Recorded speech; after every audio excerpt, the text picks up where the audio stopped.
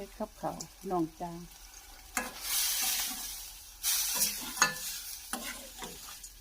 อุ่นพะโล้พี่น้องจางแต่อุ่นได้ซื้ออุ่นไว้ให้หลาน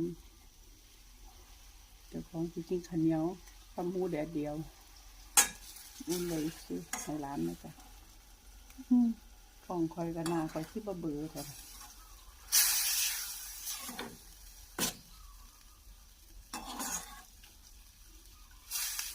อุ่นพะโล้อุ่นไว้ให้หลานพี่น้องจ้า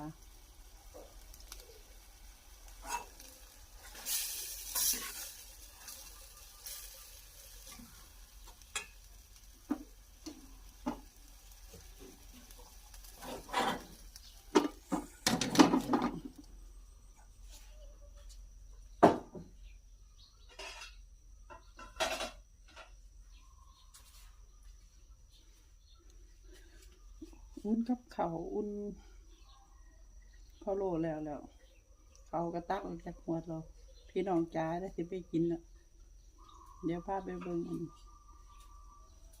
พะโล้ที่อุ่นแล้วพี่น้องจ้า